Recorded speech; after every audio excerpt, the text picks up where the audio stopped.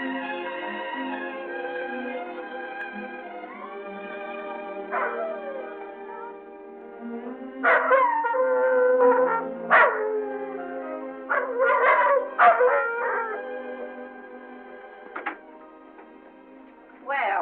home from the movies at last. Looks like it, Aunt Mattie. Huh. What, Dad? Hello, son. Well, daughter, how was the moving picture tonight? Lovely. Mice, that's what it was. Just a lot of mice. There wasn't anybody killed in the whole thing. No, well, then I'll stick to these. These don't talk. And that big cluck Norman Maine was in the picture tonight. Never does anything but kiss a lot of girls. Norman Maine is one of the best actors in pictures. You and your movies, that's all you think about. You shouldn't be allowed to go to them at all if you're asking me. Too bad I was so busy in the kitchen. I didn't hear anybody asking you. Hello, Granny. Hello, darling. But of course, no one ever listens to me. They do if they're within 10 miles of you. Gadding around picture shows. House all cluttered up with movie magazines. And the other day, I caught her talking to a horse with a Swedish accent. Now, sis, we're only young once, you know. Ah, Hollywood. You'd better be getting yourself a good husband and stop mooning about Hollywood. Do you know what she wants to do? She wants to go to Hollywood. I've known it all along. I've seen her making faces in the mirror and talking to herself. That's what comes of your movies.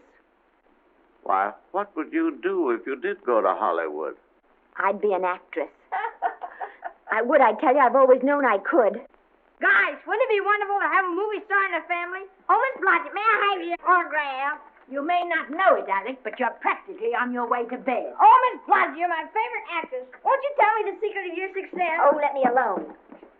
I asked her, what's come over you? I'll tell you what's come over her. She's just a silly little girl whose head has been turned by the movies. And the sooner she forgets the whole thing, the better off she'll be. Why will I be better off? What's wrong with wanting to get out and make something of myself? What do you do that's so much better? Just because you're satisfied to sit here all your life, you think you can laugh at me. Well, someday you won't laugh at me. I'm going out and have a real life. I'm going to be somebody. You know, if it was spring, I'd say give her a good dose of sulfur and molasses.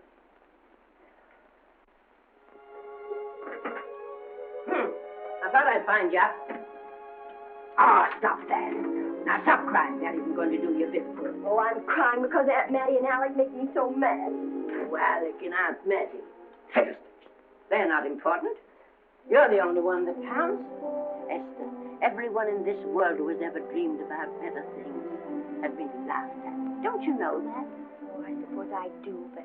But there's a difference between dreaming and doing.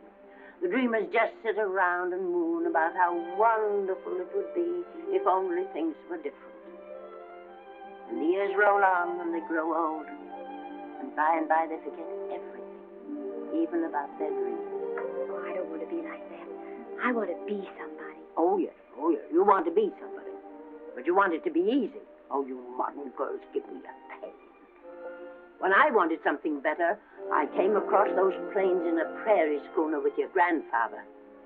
Oh, everyone laughed at us as they did at all the other pioneers. They said this country would never be anything but a wilderness. We didn't believe that. We were going to make a new country. Besides, we wanted to see our dreams come true.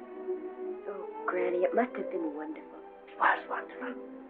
But don't you think for one single minute that it was easy, Esther Blodgett. We burned in summer and we froze in winter.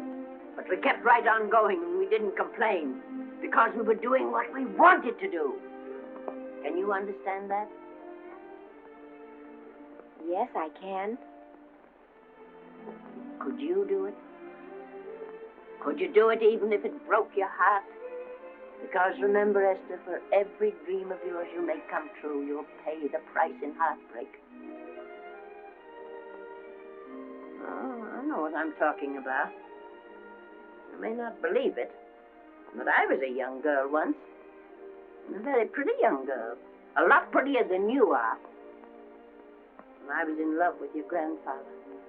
And when some Indian devil put a bullet through him, it felt as if it had come right straight through my heart, too.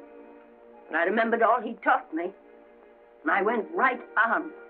I buried him out there on that wilderness with my own hands. And I went right on that same day. And I kept right on going, even when your mother was born. Oh, Granny, I want to make it worthwhile.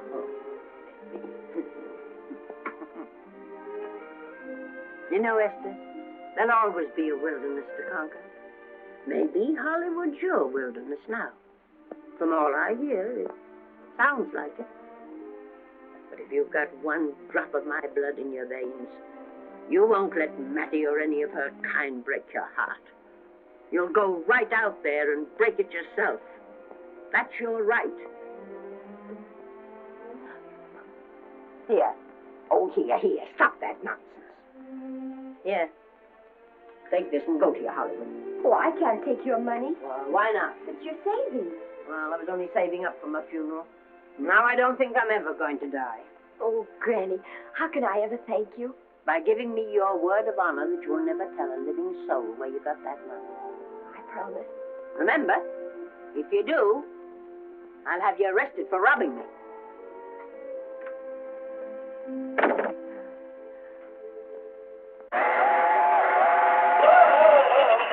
Here we are. Help me, Granny. Oh, I can make it, dear. Oh, my, it's cold. I kissed Dad goodbye. Just a little kiss. He didn't even wake up. I bet you didn't try that on your Aunt Mattie. Oh, Aunt Mattie. Think of her face when you tell her. I am thinking about it. I've waited for that chance for 30 years. There she is, girl. Oh, thank you, Cousin.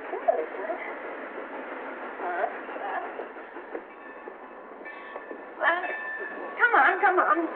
Here's your prairie schooler.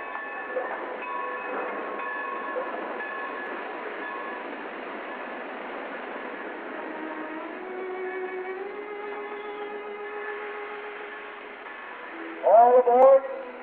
Oh, Granny. Go on. Goodbye, Granny. Goodbye. I'll be waiting for you in those movie pictures. Don't tell Mattie. You know, my eyes are not as good as they used to be, but my ears are all right. So you remember, talk up full and loud. All aboard. Goodbye. Bye. Bye, Granny. Bye.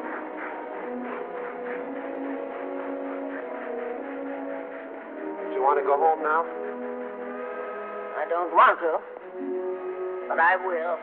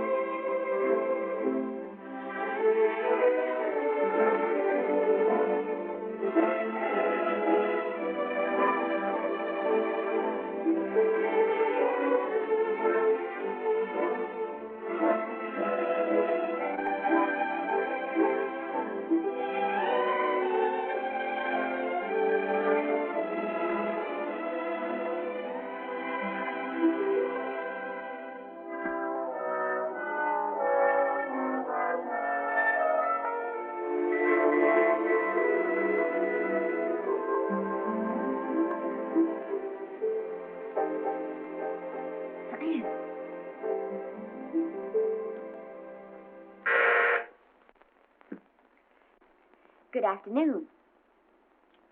Day, week, or month? Well, it's a little hard to say. You see, I'm going into the movies. Well, you better take it for a week. It'll break your jump to Beverly Hills. Are all the studios really near here? All except Gaynor British.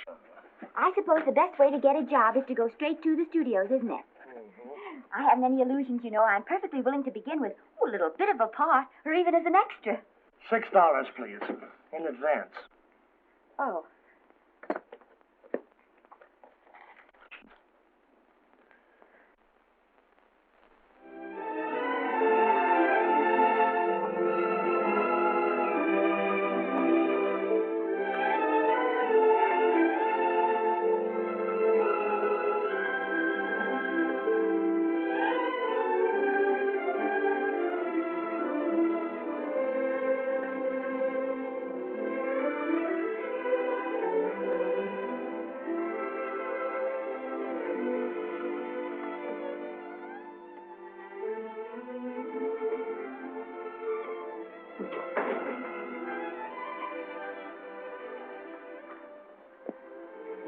I beg your pardon.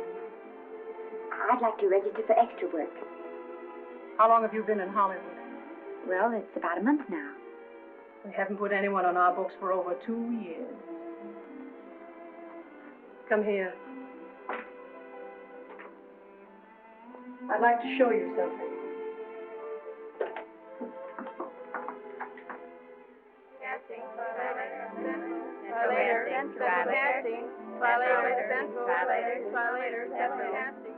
Every time you see one of those little lights flash, it's somebody asking for a job. Every time you hear them say, try later, it means there isn't any job. You can't keep the girls at the switchboard long. They go crazy. Every one of those little lights thought it was going to be a star. Still want to go in the movies?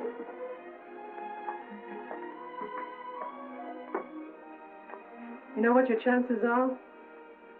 1 in 100,000.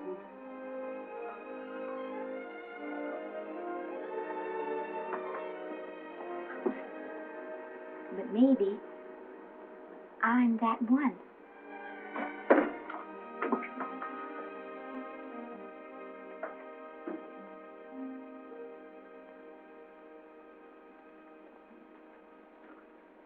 Any phone calls for me, Mr. Randall? Oh, no. Jesse Lasky and Sammy Goldwyn must be writing letters instead. How's the luck today? And there wasn't any. Maybe you don't go at it in the right way. Now take Danny McGuire here. He knows the ropes. Don't you, Danny? Sure, I've had him around my neck for years.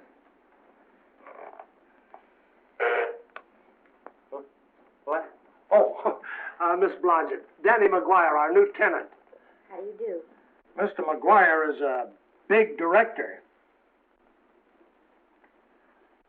Oh, are you really? Oh, could you possibly use me in a picture, Mr. McGuire? Of course, I haven't had much experience, but I don't think that really matters if you're willing. And I Now really listen, feel that... lady. In the first place, I'm not a director. I'm an assistant director. In the second place, if I had any jobs to give away, I'd confer one on myself. And in the third place, you should have stayed back home in the first place.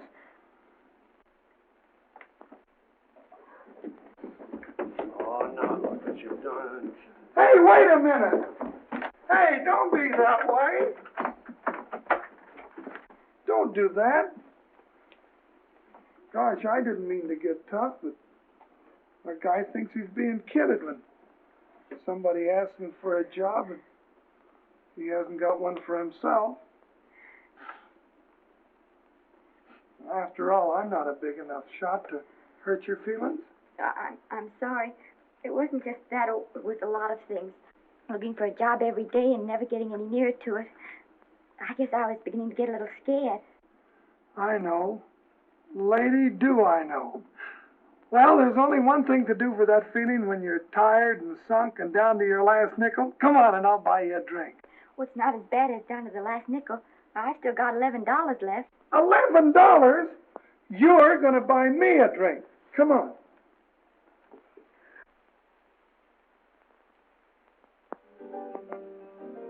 That's right, George. There's nothing like a little rum to take away that milk flavor.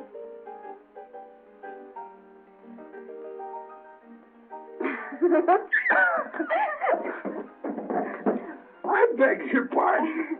Certainly.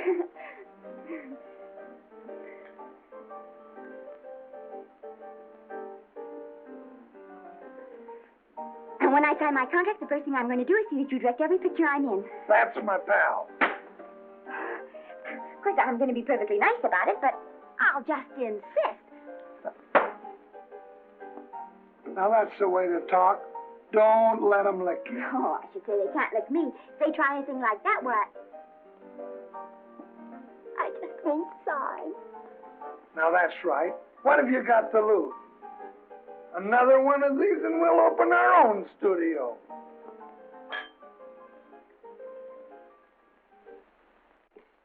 Bill rendered $24. Past due. Remit without further delay. Me.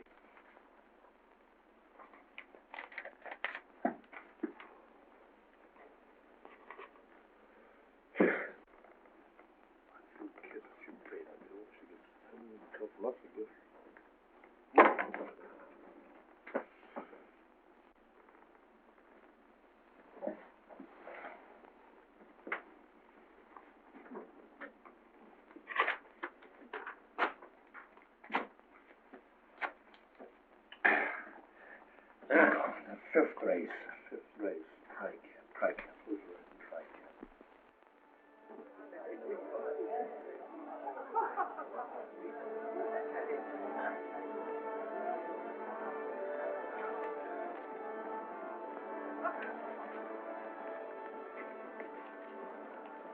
Hey, the program's going to be swell tonight.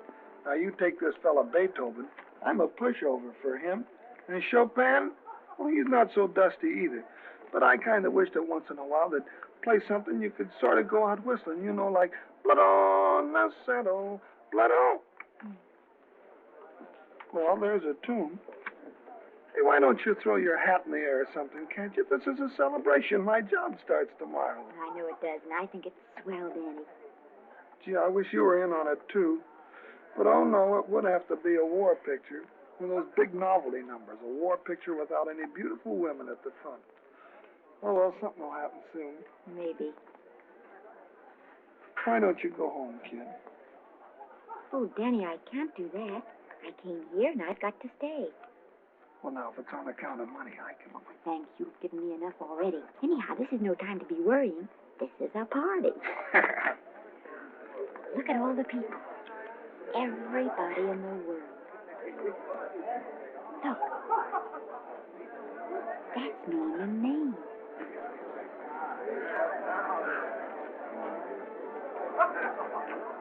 And he seems to have had that one extra cocktail.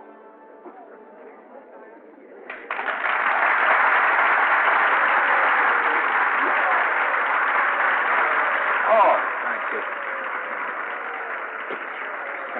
Sit down, you dope. That's for the orchestra leader.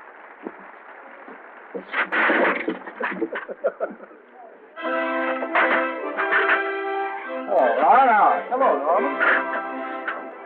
Oh, Mr. Maine. Mr. Maine, put your arm around Miss Regis. Otto, this is the Hollywood Bowl. Oh, afraid of crowds. Go on, get out of here. What's the matter? You getting too big to bother with photographers? Don't want any pictures taken now. Oh, is that so? Well, supposing I take it anyway. Well, shove that brownie number 2 of yours down your throat. Thank you, Mr. Mayor. No, stop it!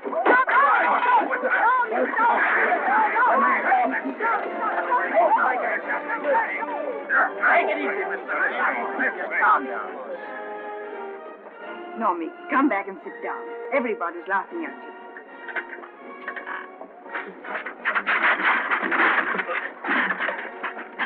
All right. Hi, Norman. Is he always like that? Well, I suppose he has to sleep sometime. Oh, and he's so wonderful on the screen.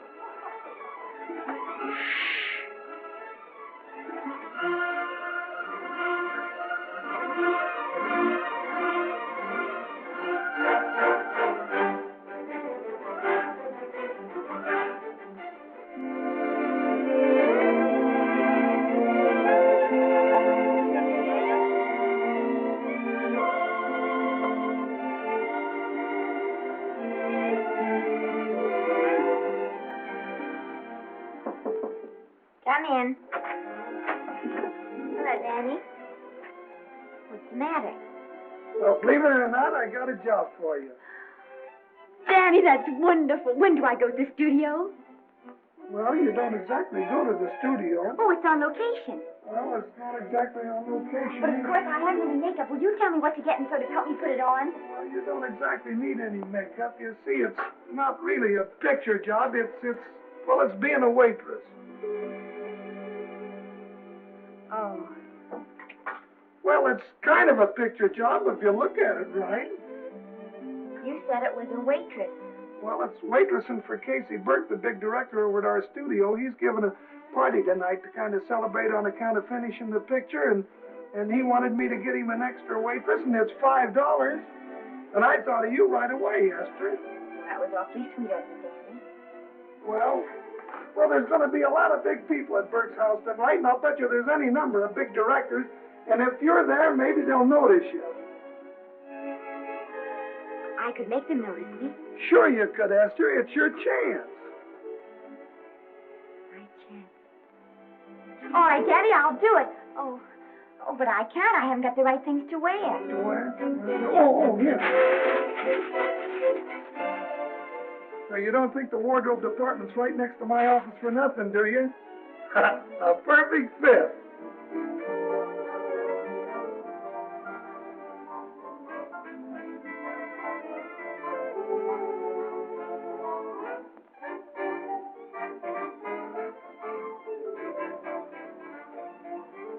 Did you get to the preview last night? I did.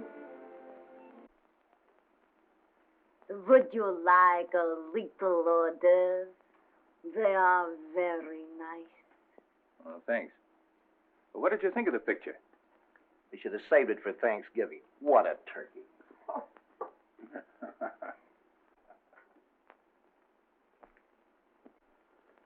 Will you have some hors d'oeuvre? You do like hors d'oeuvre, don't you? I don't think there's anything so enjoyable as hors d'oeuvre before supper, and these are rarely delightful.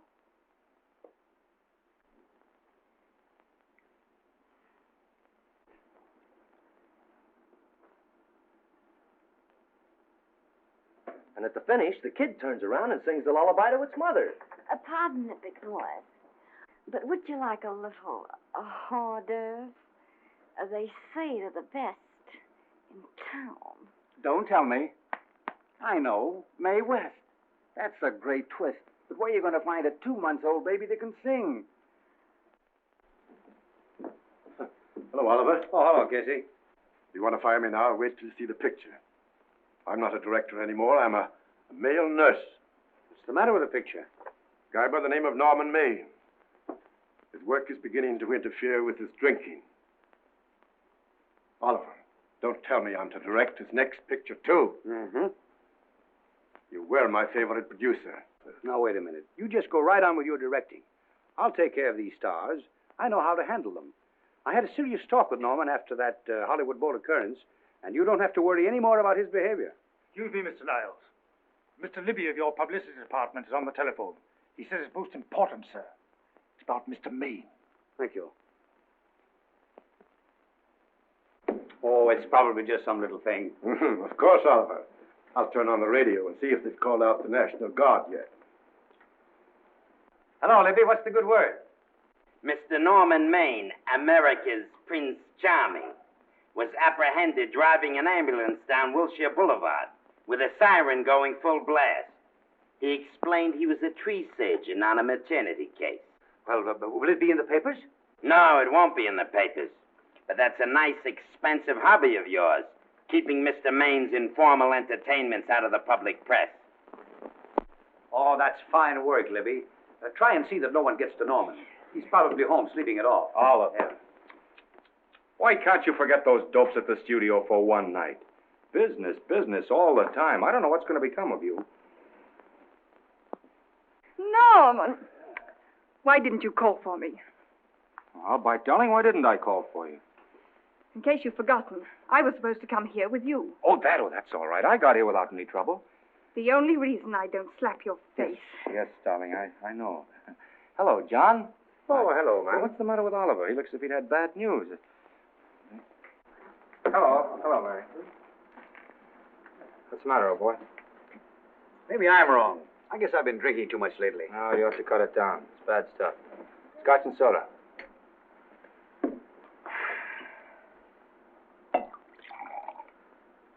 Come on. The word, you know, is pronounced when. Bad dialogue, Oliver. I'd rather not watch this. You know best. Soda. Thank you. Oh. Go ahead and say it. I've got it coming to me. Don't make it tougher on me, Norman. I don't want to stand here and preach. But take a look at my side of it. I'm trying to make pictures with you. I know.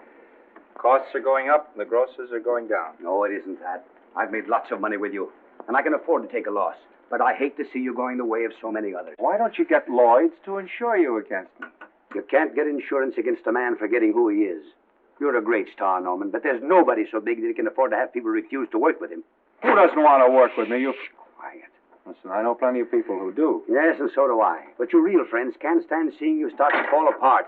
What do you mean by that? The first signs are always the same. Not being able to remember your lines.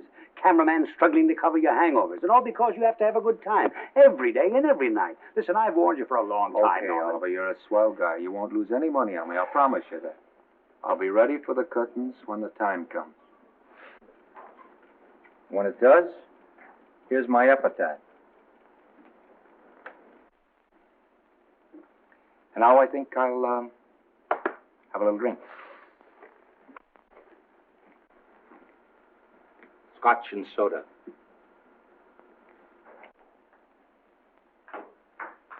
Scotch and soda.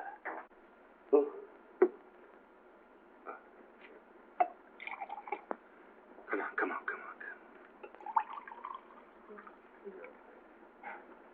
A little soda? Caviar? No, thank you. Yes, Pardon me. Ah, lovely. No, I mean the caviar. No, don't go away. I'm starving. Really. Which would you take? Well, I don't know. You know? Oh, I don't know either. It's hard to choose.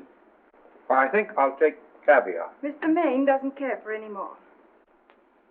Do you know me? No. Well, Normie doesn't care for any more. Think I shall get very drunk indeed.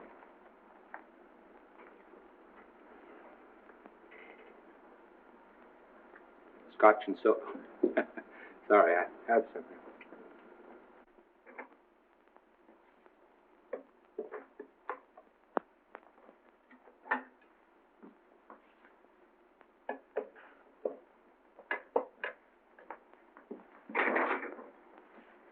Oh.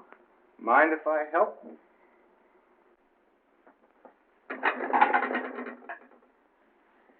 Won't they miss you? Oh, no. They'll just look under the table, and when they see I'm not there, they'll forget the whole matter. Hey, what's your name? Esther Blodgett. My name's Maine. I know. You do? Ah.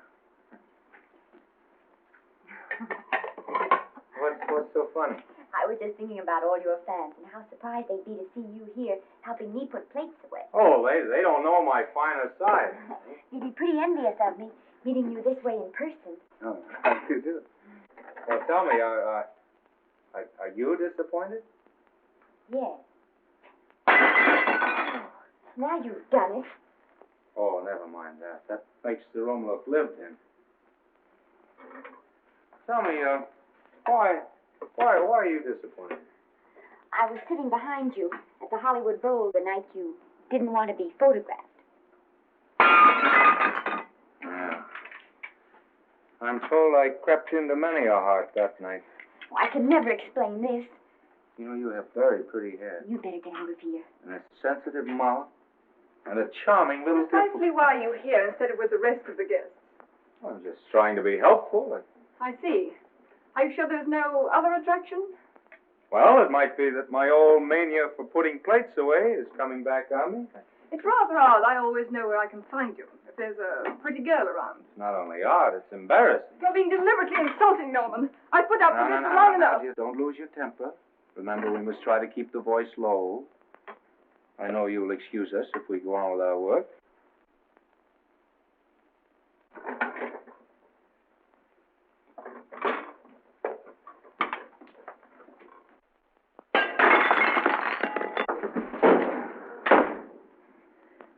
Now see what you've done.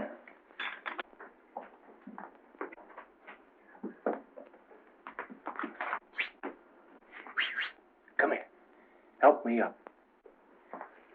Are you hurt? No more than usual. Come on, the wolves are on us. We gotta get out of here. Oh, I can't. The dishes aren't finished. Oh, yes, they are.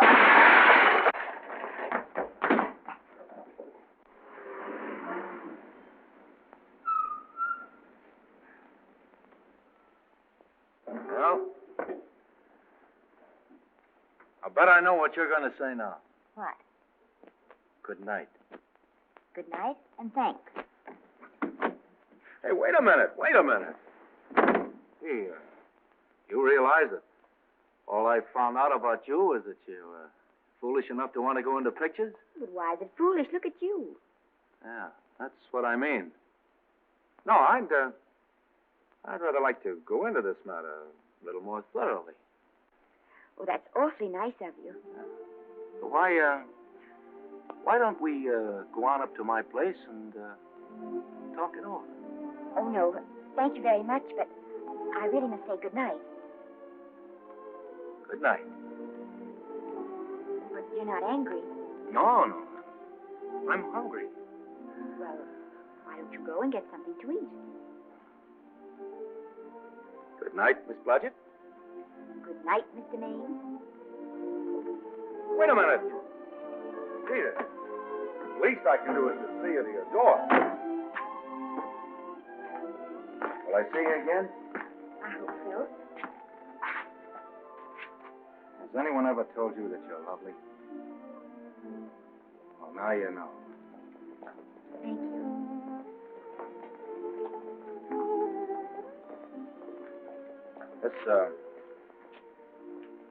It's hard to say, but I want to say it anyway. You know, on the screen, in private life, you know. But whatever I do, I still respect lovely things. And you're lovely. You understand?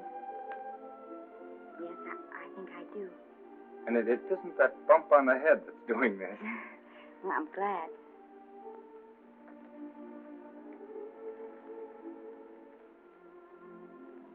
Good night. Good night.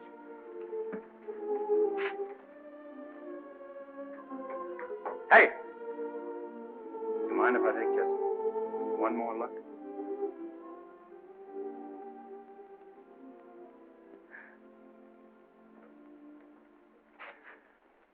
Go away. Quite impossible. I wouldn't even consider it. No.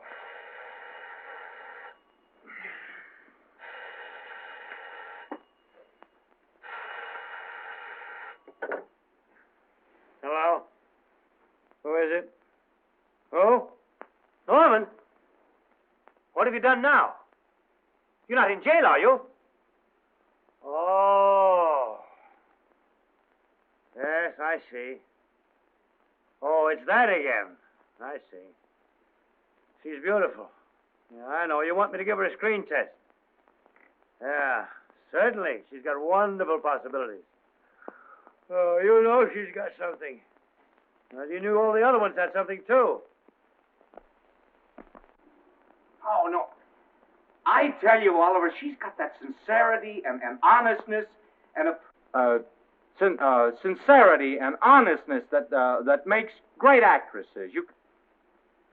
Oliver, I am so sure of this girl that I want to take the test with her myself. Listen, Oliver, you've worked hard. You're entitled to a break. You get...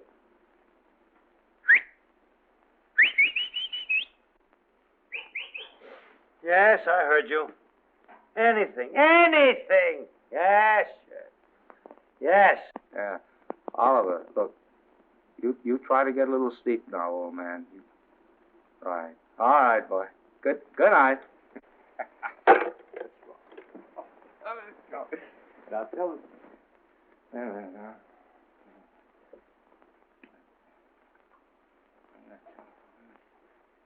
Telephone book.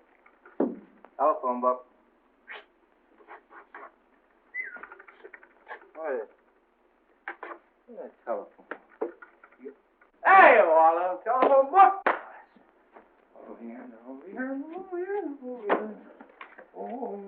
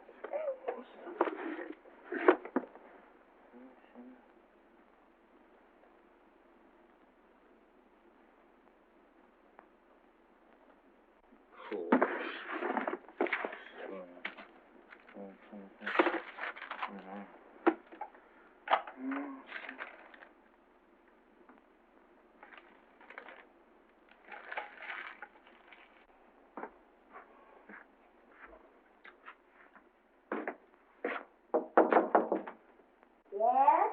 Telephone. For me? Some drunk trying to be funny says he's Norman Maine. Oh, thanks. I'll be right down.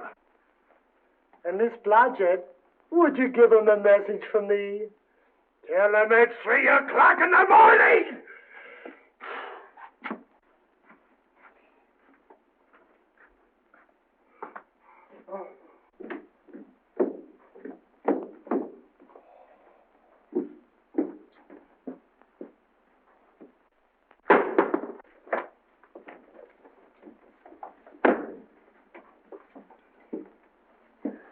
Hello? What?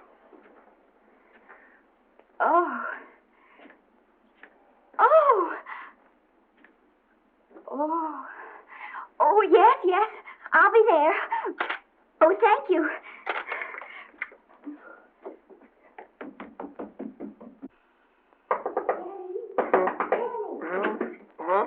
Daddy, what do you think? I'm going to take a test tomorrow, and Norman Maine's helping me do it. I'm taking one, too. Garble's assisting me.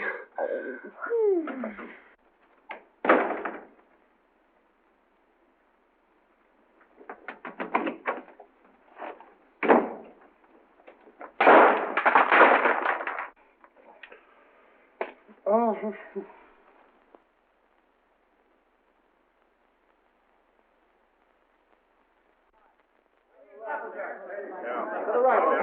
Move that gobo in. Put a silk on that broad. No, the Yankee. Is this light too hot for you, Hanley? Okay, but cut down on your backlight. Put a double on that 90. Bring it down a little. That's it. Now pull it. Pull down on that 150. Get pulled down on that 150. Okay. Run it here. Run it.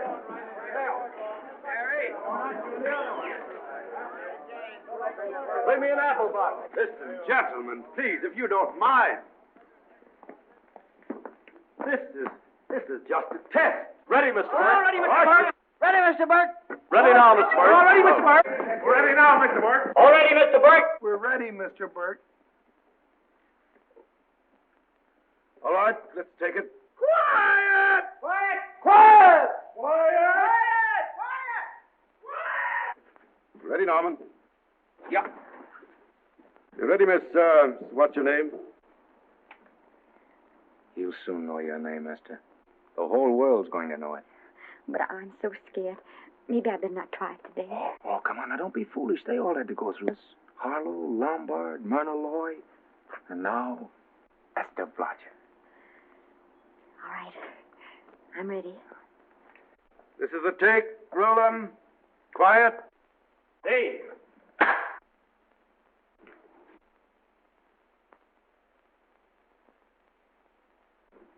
I may as well tell you that my whole organization thinks I've gone a little nuts to sign you. Well, maybe they're right. I've been nuts before. You see, all the experts seem to think that your type is a little mild for present-day taste. But I rather believe that tastes change, like eyebrows. And I think that also, like eyebrows, tastes are going back to the natural. You look like a nice girl. I think I'm going to like you. That's not important. I think the public will like you. That is important. Oh, yes. I see what you mean. I mean, I know it is. Only don't think it's going to be easy. Nothing you really want is ever given away free. You have to pay for it. And usually with your heart. Someone else told me that once. But you still have to work it out for yourself.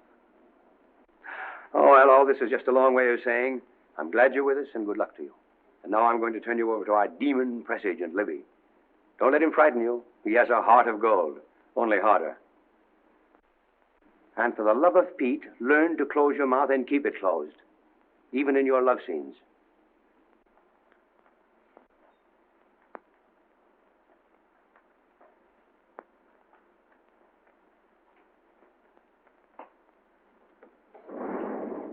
Are you a Russian? No, I was born in Fillmore, North Dakota. Oh, no. First saw light of day in a mountain cabin, a trapper's hut, high up in the Rockies. Go on. Well, I always wanted to be an actress. Dreamed of footlights as Lonely Kitty. Are you sure there's no Russian in your family? Positive. That's a shame. Well, what does your father do? He's a farmer. Social registerite father. Fed up with hypocrisies of 400, sought wilderness for consolation. There, amidst the mountain flowers, he raised another blossom. His lovely little daughter. What's your name? Esther Victoria Blodgett.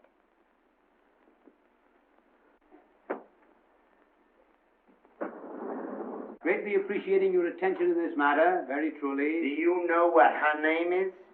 Esther Victoria Blodgett. Hey, we'll have to do something about that right away. Esther Victoria Blodgett. Well, that Blodgett's definitely out. Let's see, Esther Victoria, Vicky. How about Vicky? Oh, I think that's terribly cute. Let's see, Vicky. Vicky what? Vicky, pronounced Vicky. See, Esther, Bester, Sester, Dester, Fester. Oh, that's very pretty. Jester, Hester, Dester, Lester. Vicky Lester. Oh, I like that. Say it. Vicky Lester. Say it again. Vicky Lester. Say it again. Vicky Lester. Say it. Vicky Lester. Say Vicky Lester. Vicky Lester. Vicky Lester. Vicky Lester. Vicky Lester. Flash! Oliver Nile Studio discovers new starlet, a Cinderella of the Rockies. Her name is Vicky Lester. Those who have peeked tell me she couldn't be more divoon. The face of an angel and such natural talents. Her voice is a symphony. Her very walk, they tell me, is enough to drive men mad. Not that way. Get the lead out of your feet. Lift them up.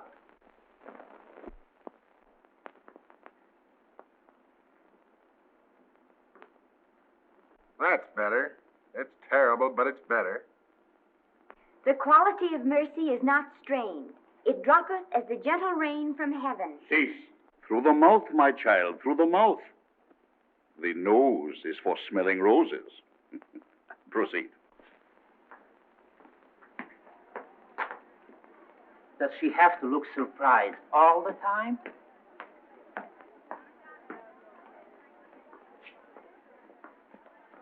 Anyway, it's just a rough sketch. Pretty small mouth, eh? Oh, well. Give her that Crawford smear.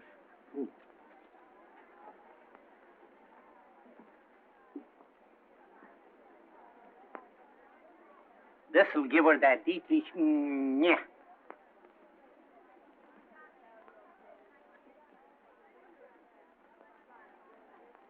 We're on the wrong track. She still looks surprised.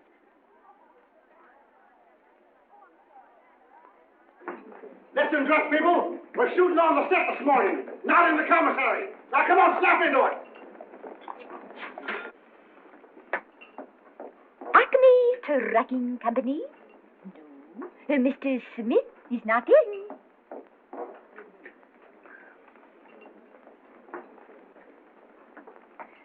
Acme Trucking Company. No. Mr. Smith is not in.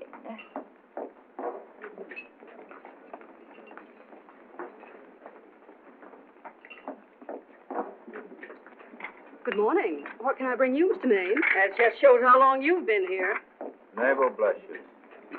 How soon are you and I going to be married, huh? I don't know. You'll have to ask my mother.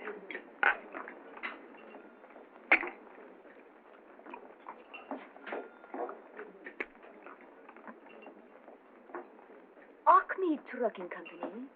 No, Mr. Smythe is not in. Acme Trucking Company? No, Mr. Smith is not in. Acme? No, Smith ain't in.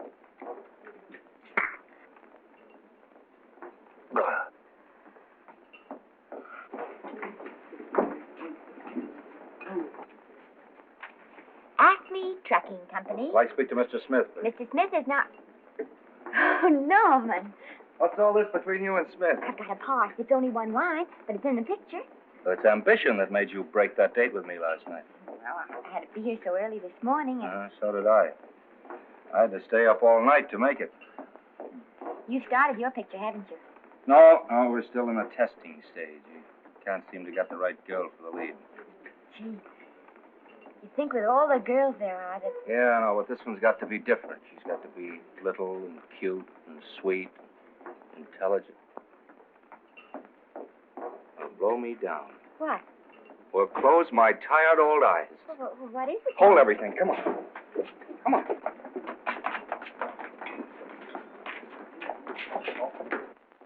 Had you been through the whole casting directory? I work day and night, Mr. Niles. And I'll work with her, Oliver. And I can be mean or nasty or anything you want, Mr. Niles. If she clicks, Oliver, you've got a star overnight. Okay.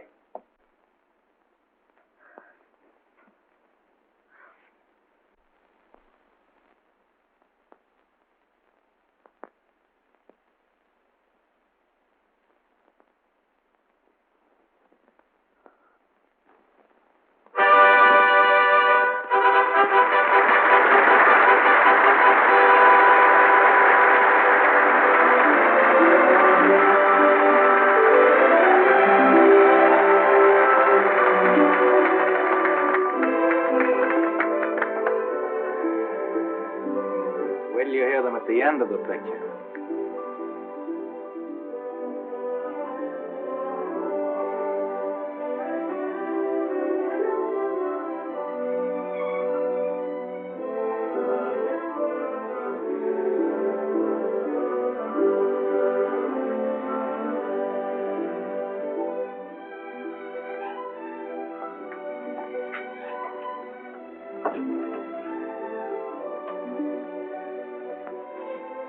Do you think we were noticed? By no one. They're much too busy playing at croquet. I've loved you all my life. But we only met 2 days ago. That's when my life began.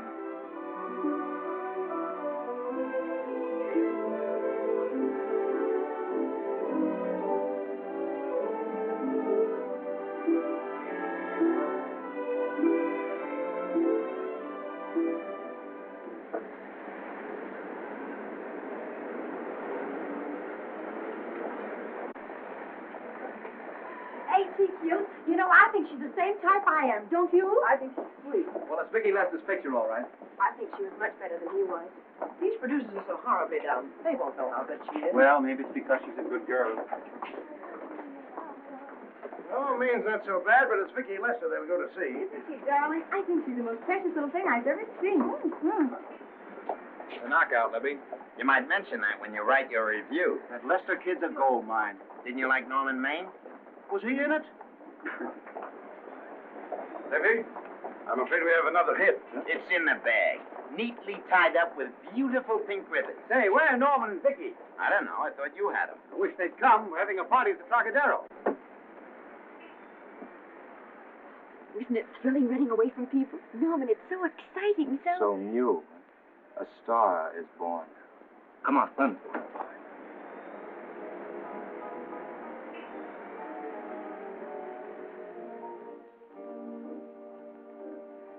It's wonderful, isn't it?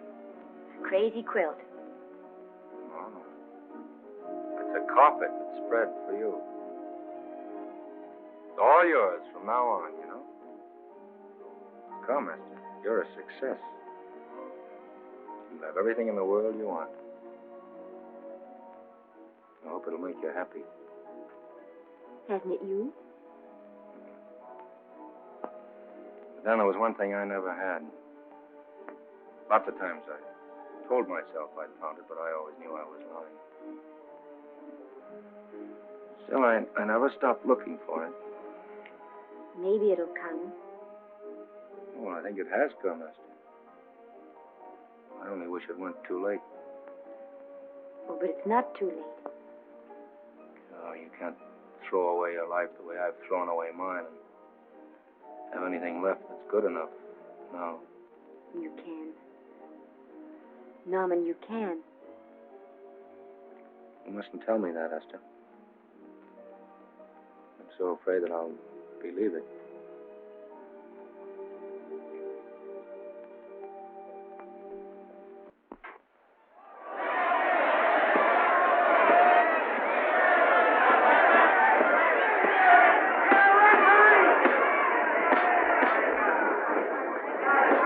Gotcha. Shoot your right. Swell, isn't it? Lovely. What scotch you get? Can't you hear me, Gotcha? Shoot your right.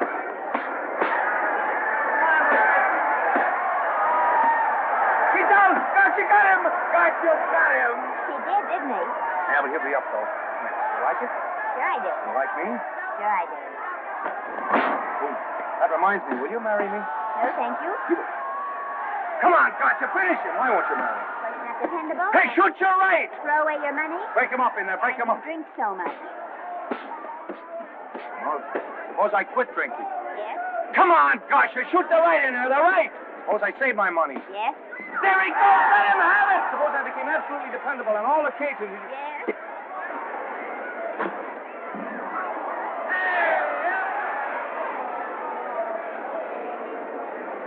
Hey, Gotcha. He's got him. He's got him. He certainly did.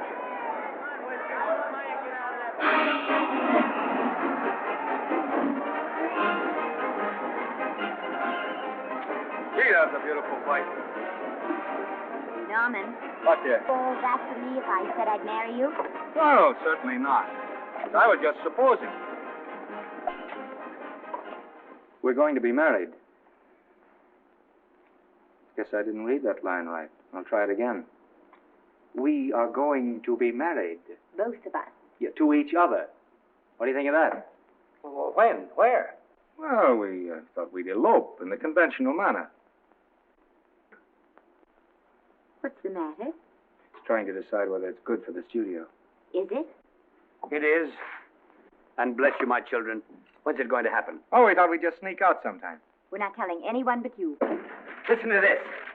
The screen's ideal romance blossomed into breathtaking reality today when Vicky Lester and Norman Maine, America's dream lovers, slipped quietly through the portals of holy matrimony. How does it sound? Horrible. But you see, we're going to elope. Sure you are. It'll be the biggest elopement this town ever saw. We'll get a tie-up with the Army, have you escorted all the way down to Yuma by 20 of their new bombing planes. Is he going with us? Don't you think we can work this thing out better alone? No sense in bothering the happy couple with all the details. I'll see to it that you get a carbon copy of the whole layout. I can hardly wait. I'm sorry we didn't realize that we were in the way. While you're settling the details, you don't mind if I take this woman out and buy her a ring, do you? Sure, go ahead. We want everything legal. That's a charming match. A nice girl like Vicky. And public nuisance number one. Now, wait a minute, Libby. Norman's all right. And if you'll pardon my pointing, Vicky's businesses are wrong. It doesn't require any comments. I wasn't making any comments. I just said it was a rotten shame. So go ahead and plan the elopement. Oh, that elopement stuff is out. You can't get any scope in that. We're going to have a wedding. Where'll we have it? Customary place, I believe, is a church. Nah, it's been done. This has got to be something big. The beach. I can visualize it. The bridesmaids in bathing suits. 20,000 Santa Monica school children spelling out the word love. It's a novelty, but is it big enough? Why not the city hall? A police escort of every motorcycle cop in town. Sirens screaming, confetti pouring out of buildings like the Lindbergh reception in New York, only on a big scale. What's the matter? Isn't it big enough? And now, if any man can show just cause why these two may not be lawfully joined together, let him now speak, or else hereafter forever hold his peace. Do you, Alfred Henkel, take this woman as your lawful wedded wife? Will you love, comfort, honor, and keep her in sickness and health as long as you both shall live? I will. Do you, I beg your pardon, do you, Esther Blodgett, take this man as your lawful wedded husband? Will you obey, serve, love, honor, and keep him in sickness and health as long as you both shall live? I will. Place the ring on her finger. Hurry, please. Now, by virtues of the power invested in me as Justice of the Peace of San Bardo Township, County of Los Angeles, I pronounce you man and wife.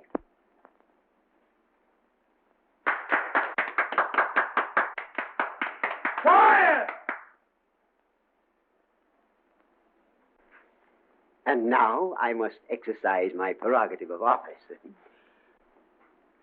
I hope you'll be very happy, Mrs. Hinkle. Thank you. Thank you, sir. Oh, Thank Danny. you very much.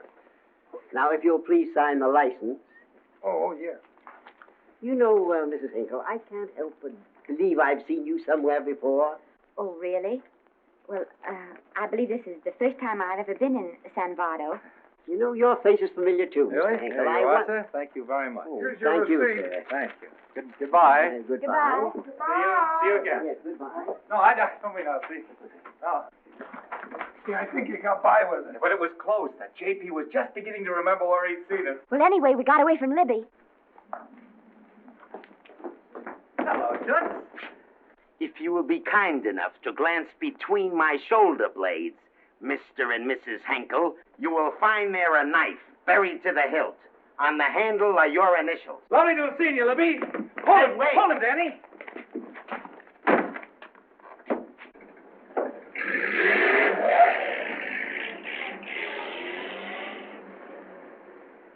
There go a couple of rats I raised from mice. Well, they got a right to get married, haven't they? I haven't got any right to double-cross the public, and I haven't done it yet. Hey! People versus Porky Washington, who is charged with violating Section 600. Young man, you're in contempt of court. Operator, get me the Los Angeles Tribune. I've a good mind to put you under arrest. Wait till I make the score. You wait, too. Tribune, give me the city desk. Johnny, this is Matt Libby. I got a flash for you. Norman Maine and Vicky Lester were married at 2:30 this afternoon. Vicky Lester? Court recess.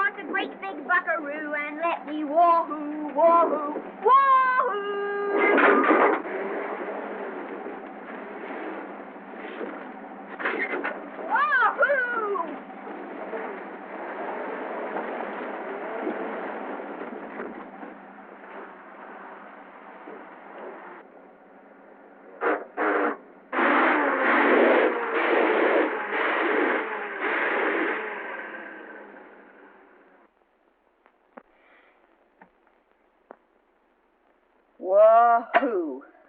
Hey, Wahoo. I don't want to sound immodest, but I think I've stripped a gear. Well, sit down, won't you, and let's get acquainted. We'll probably be seeing quite a bit of each other from now on. Well, might just as well break the ice now as later.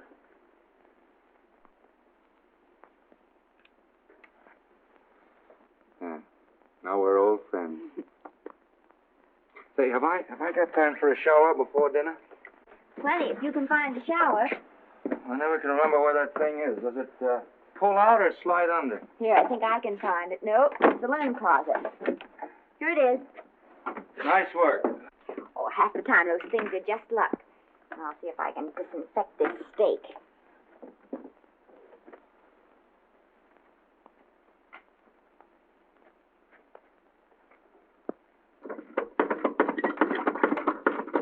Esther, there's no soap. Here.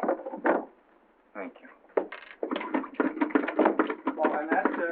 Yes, dear? I'll need a washcloth. Oh. How you fix the cigarettes? And you know I never smoke underwater.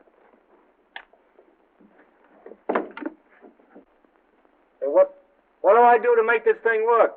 Pull that gadget at the top and pray for rain.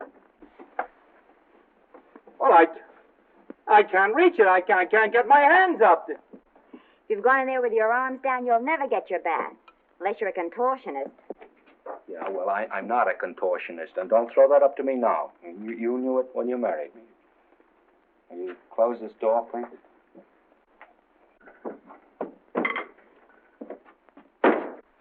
Thank you.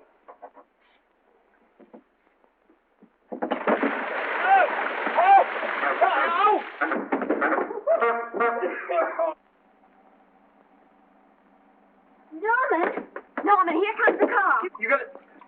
Huh? Here, quick. Quick what? Quick, go out and stop them and ask for help. Oh, I'll catch cold. Oh, you'll get warm again. Yeah. Don't you? They'll recognize me. Now, you keep your face down. Go on. There may not be another car for a week. Well, howdy, partner. Howdy.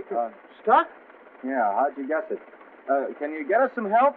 Well, I reckon not. You know, it's a long way to town. We're pretty busy down at the place. Well, I got to get out of here. I've got my wife with me. Doesn't she like the country? No, and then we're short of food. There's a lot of game in them woods.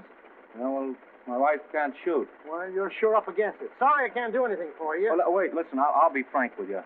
I'm Norman Maine. Who? Norman Maine. Well, my name is Judd Baker.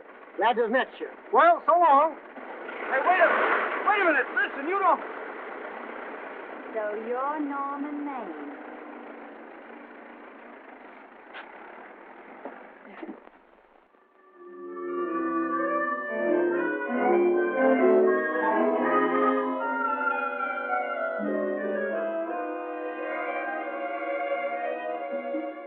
I got my prestige to look out for. I'm supposed to be the best publicity man in the racket, and they laugh themselves sick when I even try to get a decent mention of Maine. Yes, I know how sensitive you are, Libby, and I don't like to see your feelings hurt. Thanks, boss. Now, Vicky, there's a dish for free space. But if Maine swam across the Pacific, the papers would keep it a secret. Well, the exhibitors don't like him, the critics don't like him, the public don't like him, and I don't like him. Who likes him?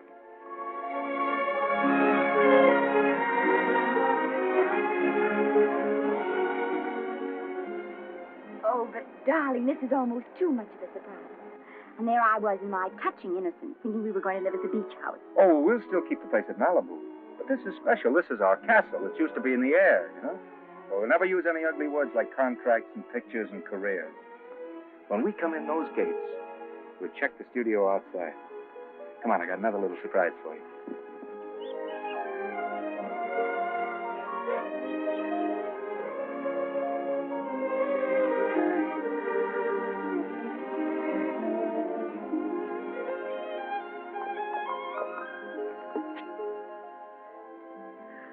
Norman, it's lovely. So are you lovely. The whole world's lovely. Hey, hold it!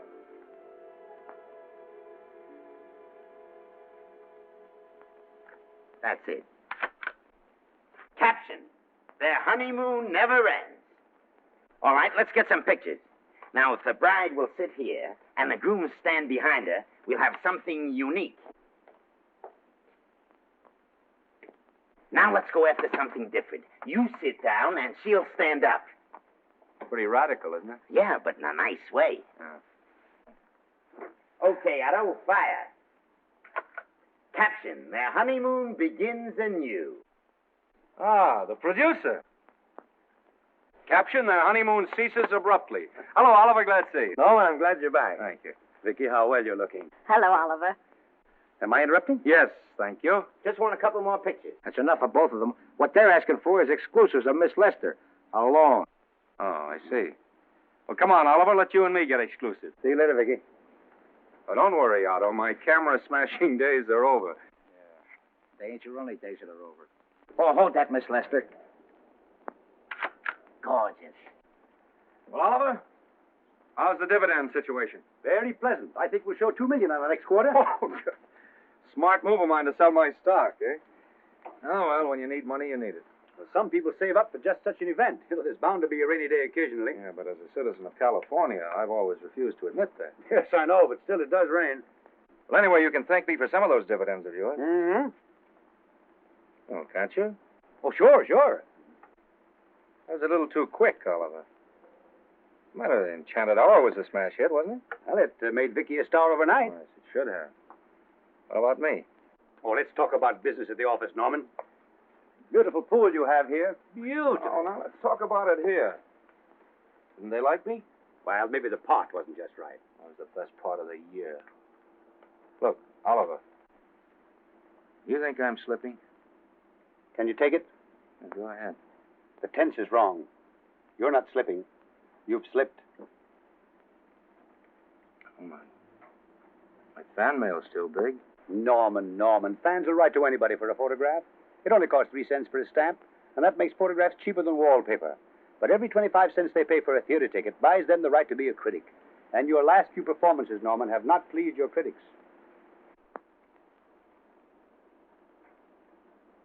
You remember I told you I'd be ready for the curtains when the time came? Here it is. Let's call off the contract, no hard feelings. We're not quitting, either of us. There's no explaining these things. We've all seen how the public turns. Maybe we can turn them back. I've got a swell script lined up for you. About Esther. If you think that I'm going to get in her way... Well, as a matter of fact, as it happens, there's no part in this story for her. I'd more or less planned to star her in a picture of her own, with that young Pemberton opposite her. He's coming along nicely. Good for young Pemberton. All right, Oliver. We'll make a try at it. Let's hope it's not too late.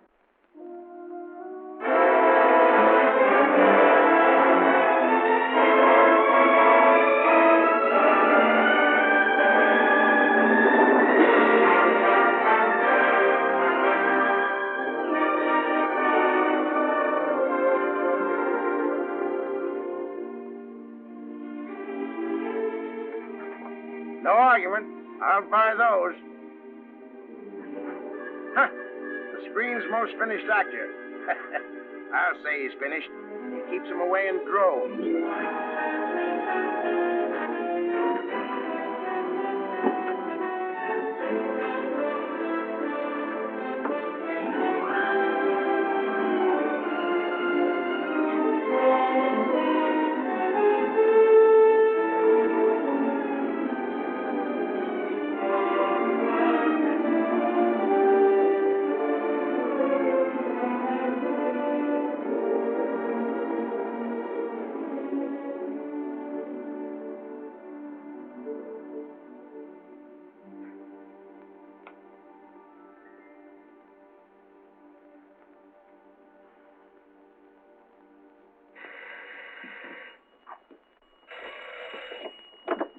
Hello?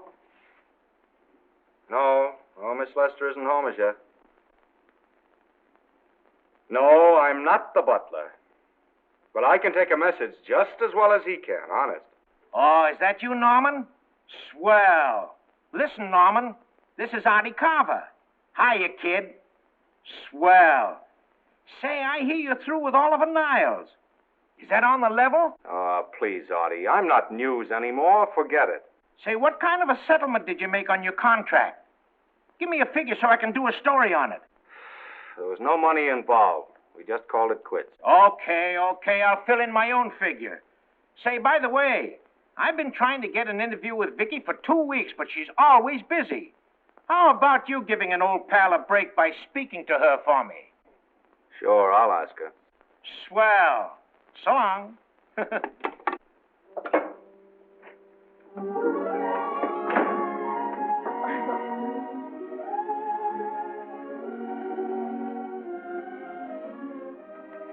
I didn't mean to be late, darling, but Casey wanted... All right.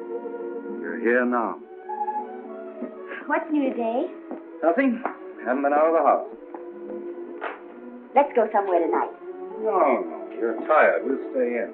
I'm not tired, really. Oh, yes, you are. You've got a hard day ahead of you. Anyway, I see so little of you, I'd like to have you to myself. Oh, but it's the servants' night out. We haven't any Yes, we have. I fixed a little snack with my own lily white hands. I'm learning to cook in my spare time.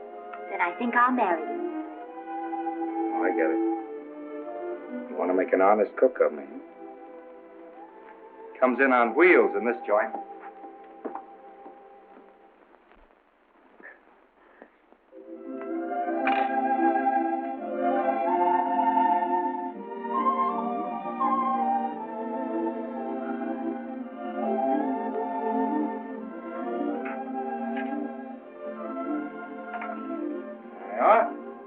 How's it look?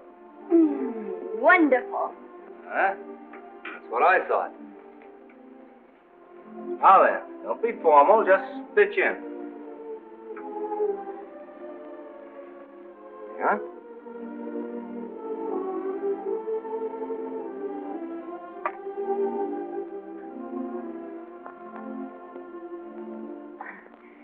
I'm afraid my mouth's not quite big enough. I'll measure it next time and make them to size. A little hard to lift, too. In fact, I think I'll take those measurements right now.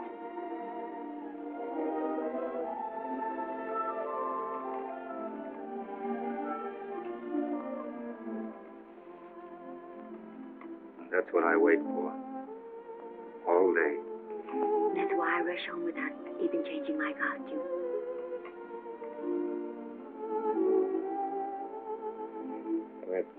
We're forgetting that we're hungry.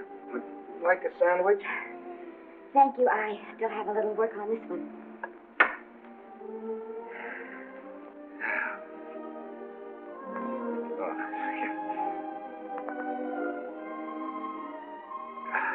Norman, will you unhook my dress? I can't breathe. Mm-hmm.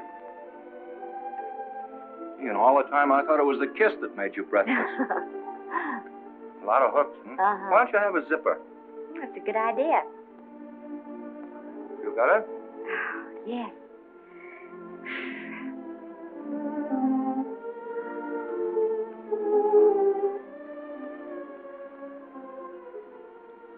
Don't look now, but I think that guy on your left is in love with you. I hope so.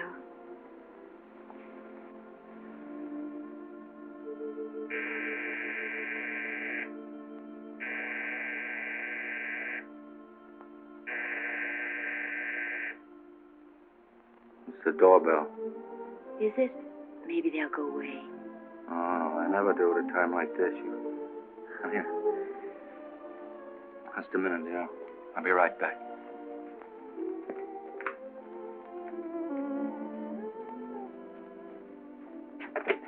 Does Vicky Lester live here? Yes. I got a package for her. I'll sign for it. So who are you? I'm her husband. Oh, sure. I'm right here, Mr. Lester.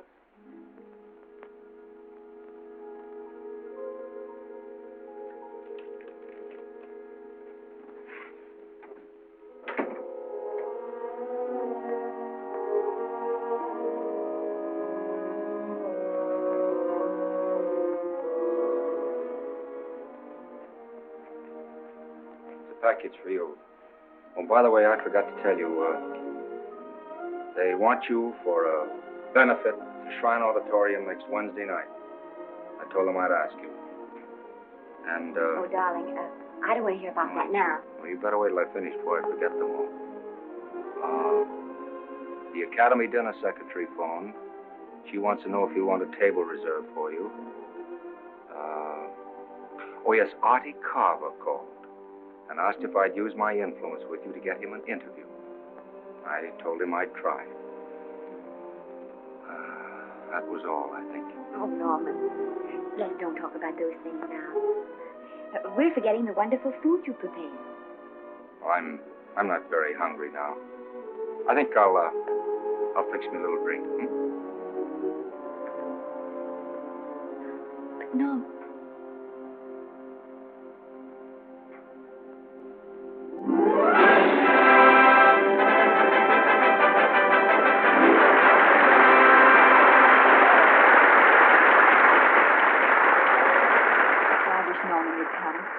Stop worrying.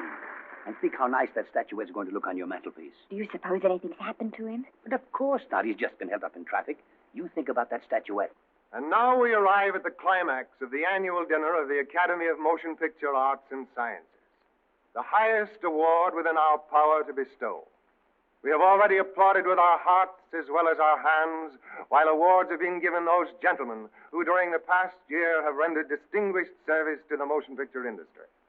We now pay honor to the ladies, or rather to one lady.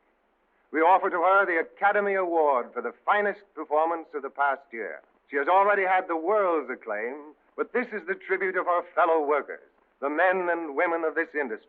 It is not only my pleasure, but my privilege to present this award to the actress who created the unforgettable Anna in Dream Without End, Miss Vicki Lester.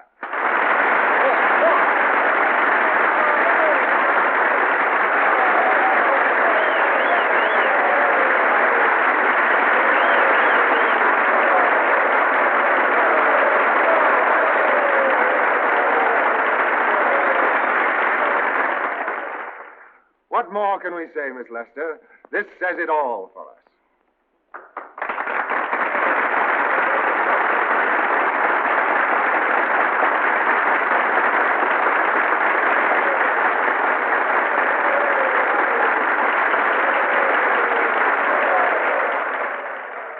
Ladies and gentlemen, when something like this happens to you, and you try to tell how you feel about it, you find that out of all the words in the world, there are only two that really mean anything.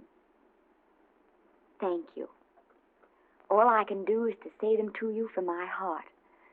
All I can do is to keep on saying them. Hey, that's fine. Oh, Miss Maine. That's a very pretty speech, my dear. Very pretty. You said the right thing. I want to be the very first one to congratulate you on that valuable little piece of bric-a-brac. Now I want to make a speech. Gentlemen of the Academy and fellow suckers, I got one of those once for a best performance. They don't mean a thing. People get them every year. What I want's a special award, something nobody else can get. I want a statue for the worst performance of the year. In fact, I want 3 statues for the 3 worst performances of the year, because I've earned them. And every single one of you that saw those last masterpieces of mine knows that I've earned them. Libby, start the music. What I'm here to find out is, do I get them or do I get them? Now answer yes or no.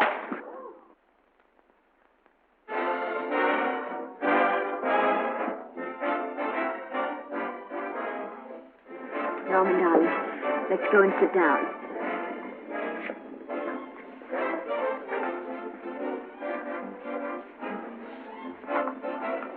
Come on, Norman, sit to that. Glad to see you, Norman. Hello, Norman.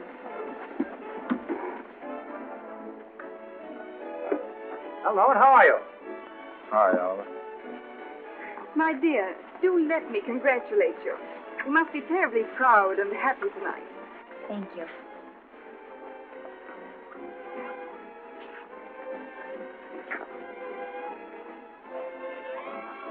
Somebody give me a drink.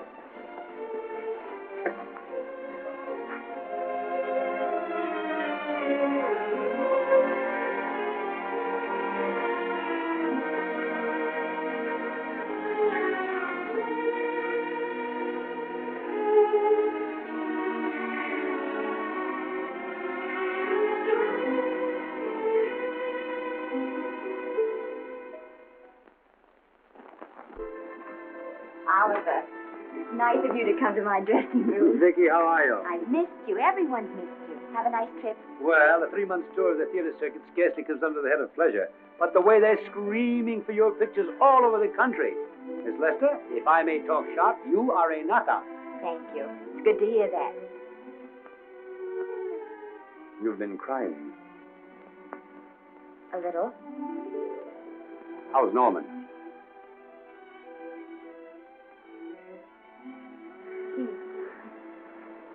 Well, he's trying awfully hard, Oliver. Letting Norman leave this studio was the hardest thing I ever did. There was nothing else I could do. I know. Has he been... Is he all right? He's gone to a sanitarium. He really wants to stop drinking. And I think he could only... Well, perhaps if he could start working again, there would be some encouragement. Oh, Oliver, could you do that? Yes. Oh, thank you. But he mustn't ever know I told you. He won't know, and you mustn't worry. I want you to keep up your good work in this picture. I'll try, Oliver. That's the one thing I can do for you.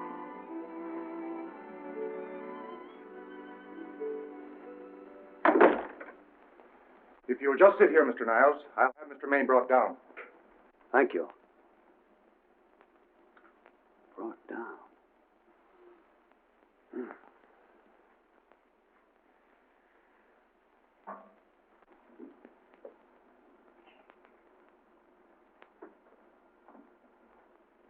Hello, Oliver. Welcome to Liberty Hall. Hello, Norman. Well, no, Mr. Niles isn't slipping me a case of scotch, Cuddles. This is just a handshake. This is Cuddles, Oliver, my social secretary. We go everywhere together. How are you feeling, Norman? Fine. Getting along remarkably well, Cuddles tells me. He says you ought to see some of the boys. Let's sit down. Yeah. Cuddles, we really don't need you. Touching, isn't it? Can't bear to have me out of his sight. Are you comfortable here, Norman? Comfortable. It's positively luxurious. They even have iron bars in the windows to keep out the draft. How much longer are you going to be here? Oh, well, I'm really cured now. I'm just staying on for an extra week or two to get in good shape, you know. After all, there's no particular hurry to return to the cameras. That's what I wanted to talk to you about. I've got a script with a fine part for you in it. Oliver, that's great. That's great. Who plays opposite me? Well, it is not exactly the lead. Young Pemberton's doing that. But I tell you frankly, I consider your part better than the lead. Oh, I see. It's better than the lead.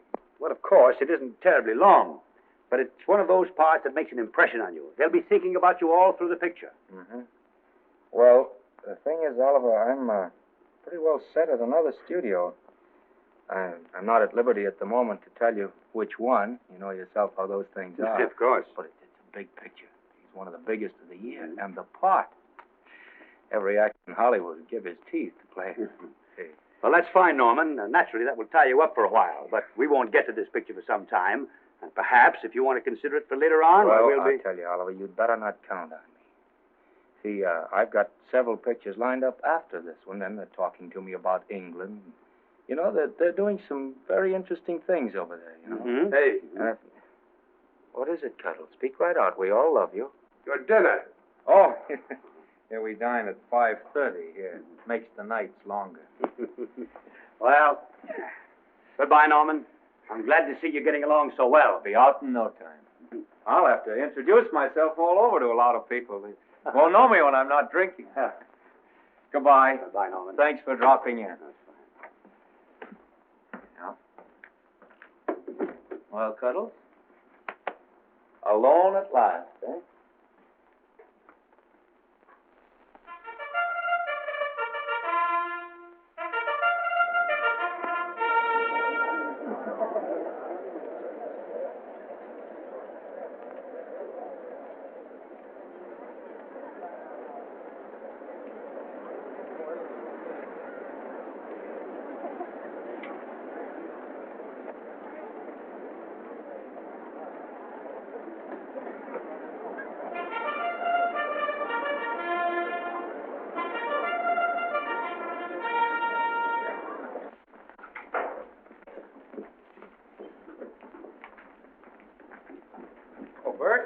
Sam?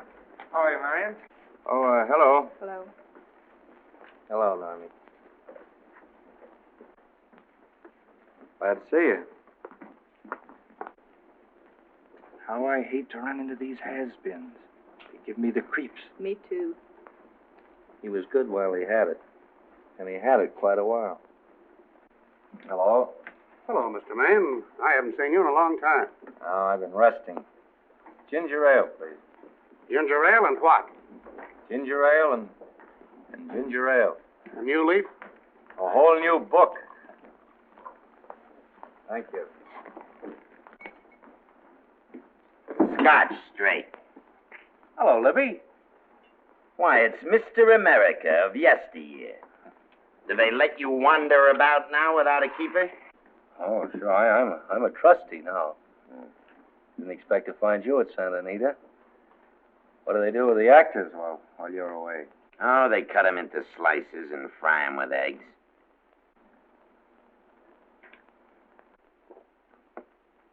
I suppose you'll be here all the time, now that you've retired from the hurly-burly of the silver screen. Well, we're living down in Malibu now. Pretty lonesome with Esther away working all day. Well, I wouldn't squawk about that if I were you. It's nice to have somebody in the family making a living. Oh, wait a minute, Louie. I don't want to forget that we're friends. Friends, my eye. Say, listen, I got you out of jams because I had to. It was my job, not because I was your friend. I don't like you, and I never have liked you. Nothing made me happier than to see all those cute little pranks of yours finally catch up with you and land you on your celebrated face. Where do you work, Billy? Always wait till they're down, then kick 'em. I don't feel sorry for you. You fixed yourself nice and comfortable. You can live off your wife now. She'll buy you drinks and put up with you even though nobody else will.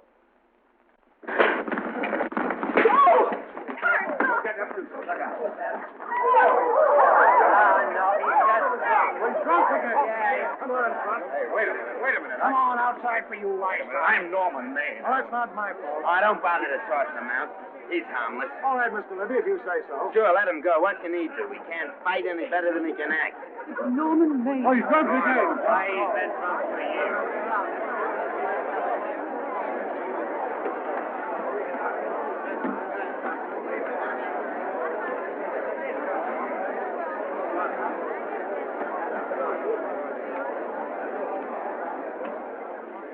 Give me a scotch. Double. Leave the bottle here.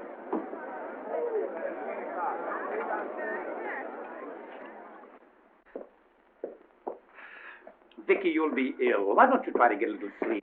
But he's been gone 4 days. 4 days and not a word.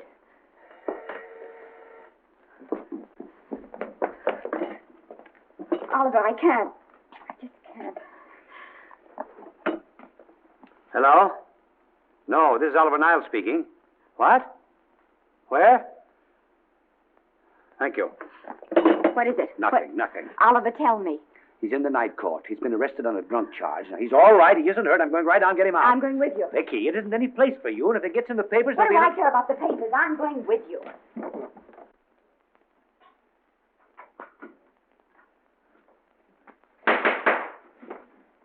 Division 30, Municipal Court, County, Los Angeles, now in session. The Honorable Judge J. Parrish presiding. Be seated, please. Were you able to do anything? Judge wouldn't even see me. Ready, Your Honor.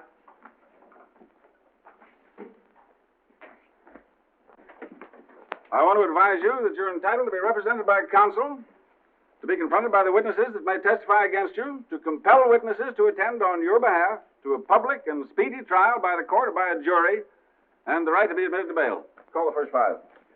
Gregory, Bale, Maine, Rodriguez, come. Come on, boys, step in. Go ahead. Move along. William Gregory. Yes. Plain drunk, picked up at Tinseltown. Asleep in the gutter. 14 similar offenses in the past 6 months. Still at it, Gregory. How do you plead? I don't feel so good. I didn't ask you how you feel. I asked you how you plead. Guilty, I guess. When did you get out the last time? Just before Christmas. Well, I'm sorry you'll have to miss New Year's. But you'll be out in time for Washington's birthday, 60 days. Milton Rails. Plain drunk, picked up on Brooklyn Avenue, given treatment at receiving hospital, then removed to jail. How old are you, Rails? 17, sir. Did you take a good look at those men in the cell with you last night? Yes, sir. And have you taken a good look at yourself this morning? Oh, no, sir. I suggest that you do. $5 or 2 days. Sentence suspended. Oh, Judge. Alfred Henkel, more commonly known as Norman Maine. Drunk and disorderly. Cracked car into tree at Sunset and Coronado. Evidently been drinking for days. Resisted arrest and injured one of the arresting officers. How do you plead? Guilty. You're Norman Maine, the actor, aren't you? You've come pretty low, haven't you? There isn't a man here who's had the advantages that you've had. Look what you've done with them. You're nothing but an irresponsible drunk, driving about the streets with the power to inflict death or injury on innocent people. I think we'd better deny you that power for a while. 90 days in the city jail. Please wait.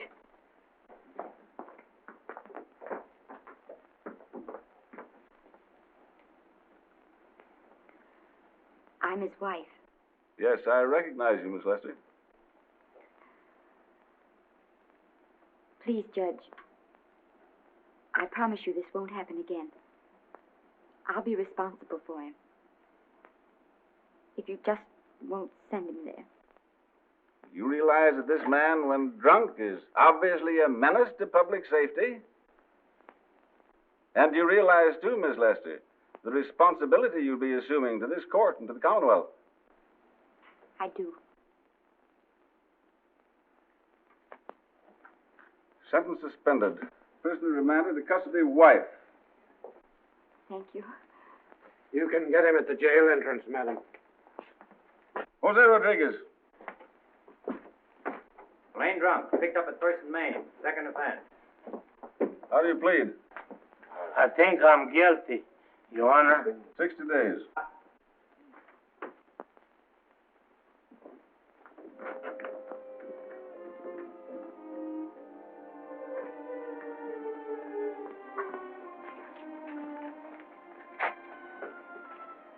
Leon, I'm so tired. Hold it, Mr. Maine, for picture. Oh, no. What about a statement for the press? Oh, no, please.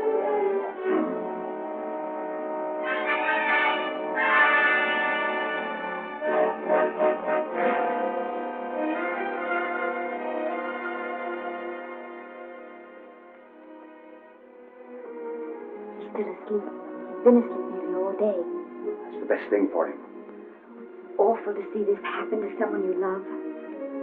And know in your heart that it can't get any better. I only know that all I can do now is stay with him and try to help him. So will I. And between us, we'll take care of him. You're very fond of him, aren't you, Oliver? And I'm very fond of both of them. Then I know you'll understand what I have to tell you. And after what happened last night, I think you already know what it is. I can't do any more pictures. I'm going away for good with Norman. But you can't do that, lady. You're at the very peak of your success. And you've worked so hard to achieve it. That's what's been wrong. Oh, I've thought it all out. Maybe if I hadn't been away from him so much, last night and what went before, it wouldn't have happened. Oh, I know it's too late to think about that now, but it may not be too late to go away with him and start over somewhere. It's your life you're giving up, Vicky. so I can try to give Norman back his. Can you honestly tell me I'm wrong to do it? No, Vicky. I cannot honestly tell you that. Then there'll be no more Vicky Lester.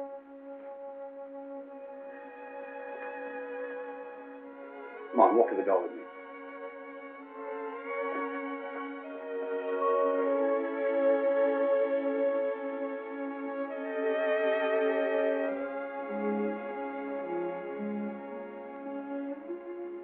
Goodbye, Vicky Lester. You were a grand girl. Good luck, Mrs. Norman Maine.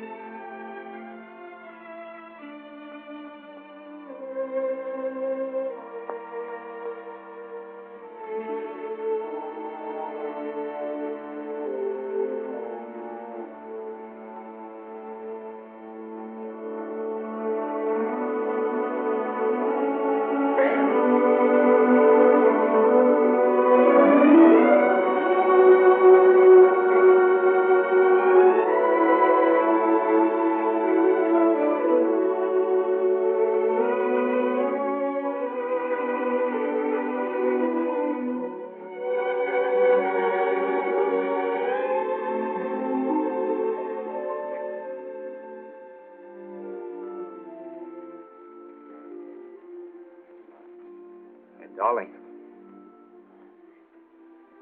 this is Maine coming in to apologize again.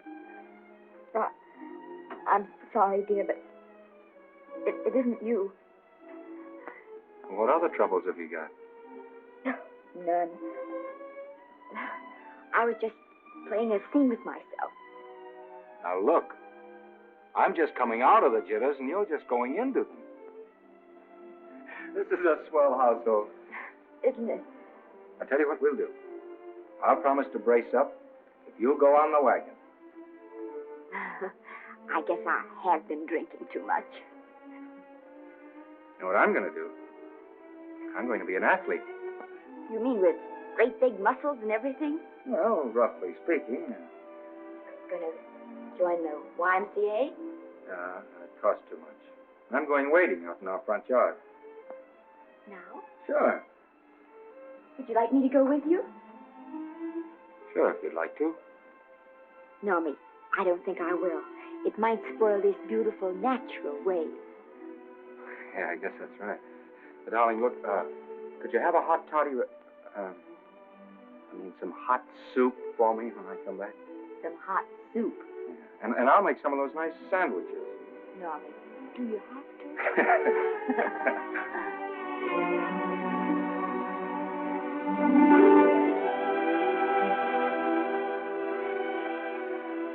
Come on, now. Now, don't stay in too long.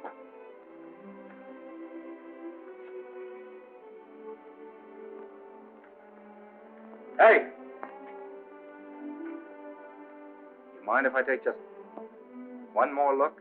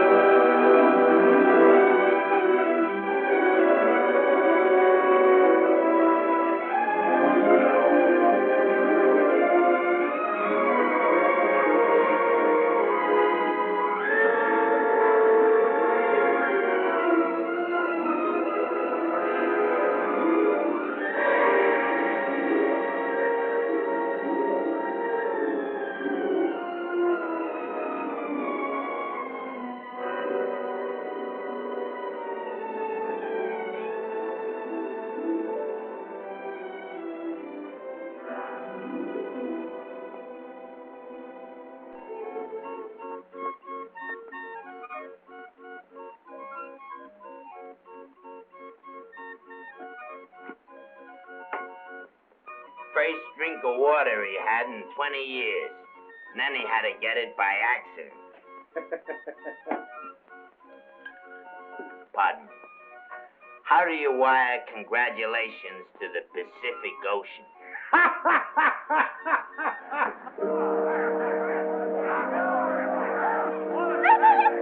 Oh, you can't see her face. Hello, Vicky.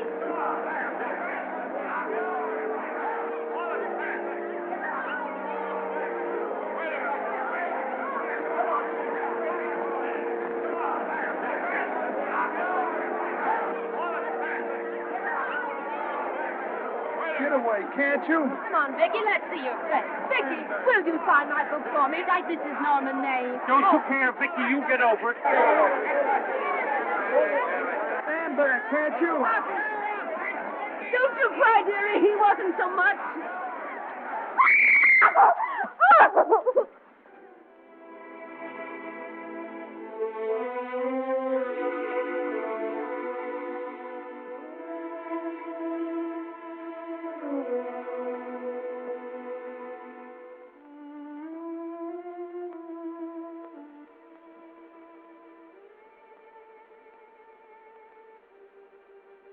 Do you mind if I take just one more look?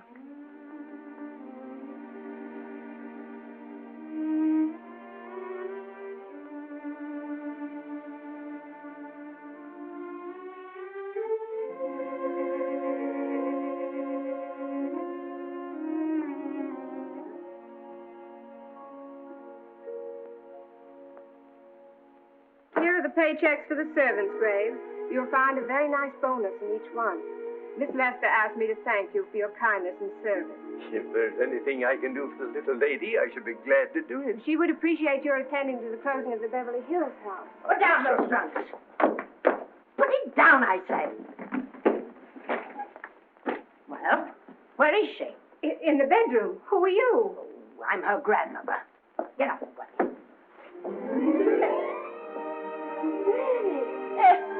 Granny, darling. Oh, I'm so glad to see you. What made you come? Oh, I know when I'm needed. Now get out of here. Go on. Get out of here, all of you. I want to talk to my granddaughter alone. I came just as quickly as I could. But I'm going home. I sent you a wire yesterday.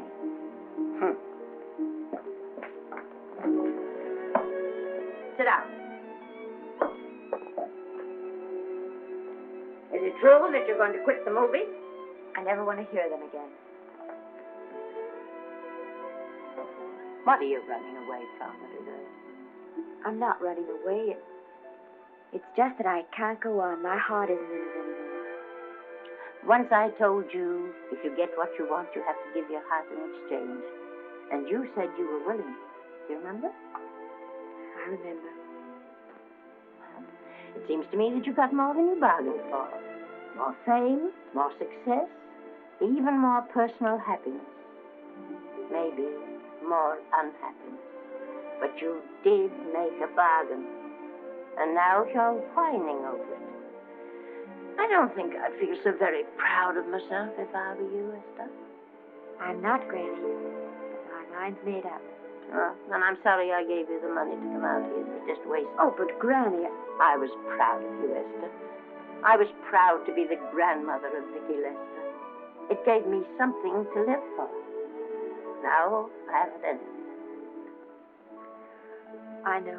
Oh, I want to be strong, but I can't go on. I can't. You must. Tragedy is a test of courage. If you can meet it bravely, it will leave you bigger than it found you. If not, then you'll have to live all your life with a coward.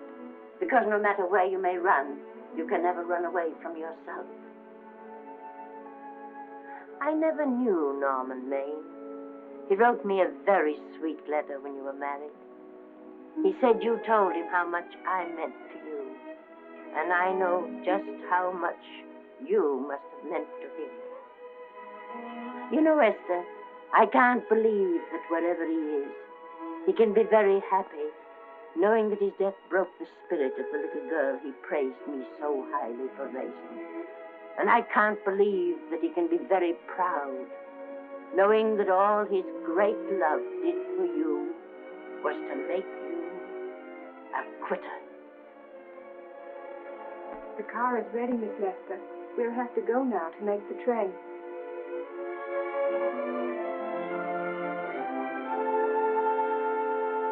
Put the car back in the garage. Granny, am I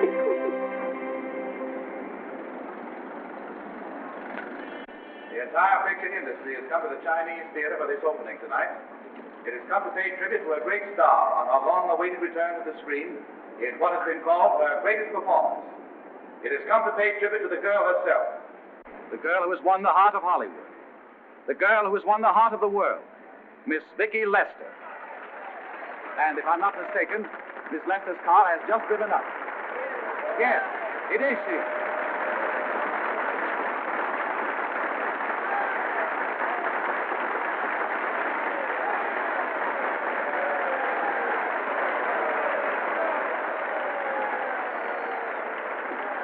I hope this doesn't scare you too much. I scare very slowly, young man. Just smile, folks, please.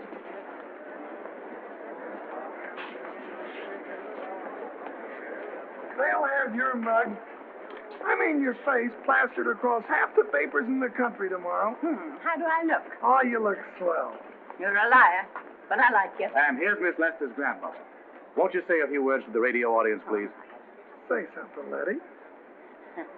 You know, we've got a thing like that back home where they all listen in on, but we call it a party line. Won't you say something, please? They're listening. Maybe some of you people listening in dream about coming to Hollywood. And maybe some of you get pretty discouraged. Well, when you do, you just think about me. It took me over 60 years to get here, but here I am, and here I mean to stay. Thank you very much.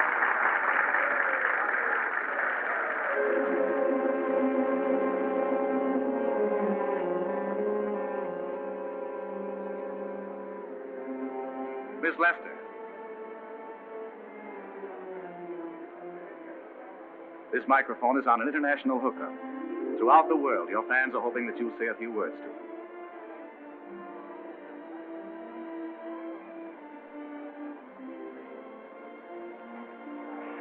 Hello, everybody. This is Mrs. Norman Maine.